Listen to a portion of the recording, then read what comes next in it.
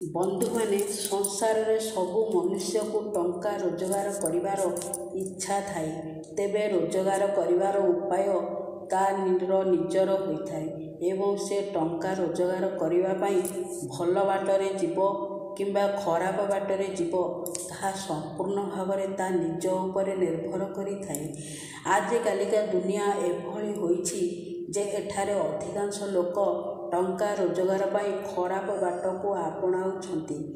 तेबे बंधु माने भिडियोटी को स्किप न करी शेष पर्यंत देखंतु एवं भिडियो को गोटे लाइक करी चैनल गोटे सब्सक्राइब कर दियंतु।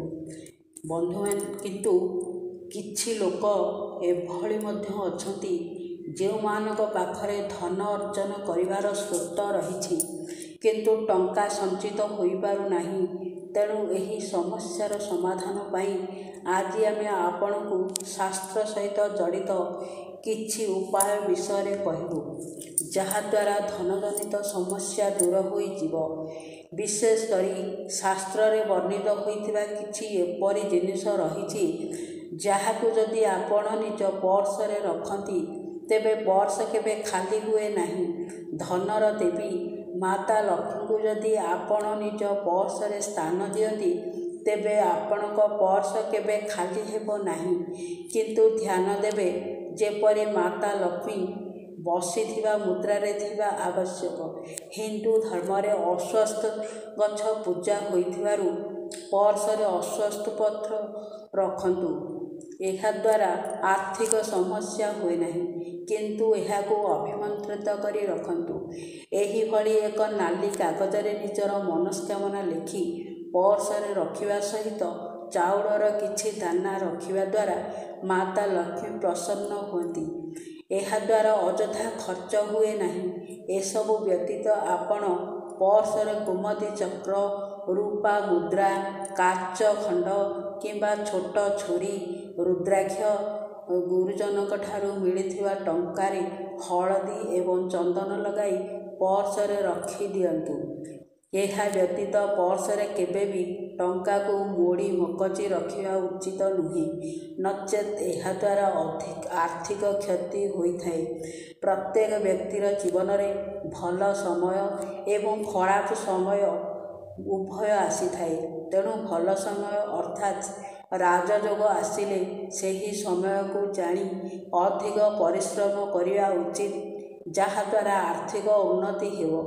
मात्र जदि समय आपणक सपक्षरे नाही तेबे शांत होई धैर्यर सहित समस्यार सामना करी समाधानर बाट बाहर करिया उचित एवं भगवान को प्रार्थना करिया उचित। जेहेतु अळैच सहित शुक्रर संबंध रहिछि तेणु शुक्रवार दिन गोटिए अळैच पानी रे पकाई ताहाकु फुटाई दियंतु एवं स्नान करिथिबा पानी रे मिसाई स्नान करंतु। एभली प्रत्येक दिन कले भाग्य उदय होइथाए एवं सुख समृद्धि प्राप्त होइथाए। शुक्रवार दिन एक अळैच दाना एवं मिश्री नहीं अश्वस्थ गछ तले एक पत्थर द्वारा दबाई देले शिक्षारे उन्नति होइथाए। विवाह जनित समस्या थिले शुक्रवार दिन गोटे अळैच मिठा वस्तु नहीं एक पत्र उपरे रखी एक घिया दीप जाली जलरे प्रवाहित करी दियंतु। एहा द्वारा विवाह जनित समस्या दूर होइथाए। एहा द्वारा शुक्र मजबूत होइथाए। स्वामी स्त्री मध्य मतभेद थिले किंबा प्रेम कमी जाउथिले शुक्रवार दिन अळैच नहीं निज शरीर रे स्पर्श कराई एक कपड़ा रे बांधी रखी दियंतु। आगामी दिन ताहाको ग्राइंडिंग करी खाद्य रे मिसाई निज स्वामी को खाइबा को दियंतु। एहा द्वारा स्वामी स्त्री संपर्क रे मधुरता आसी थाए।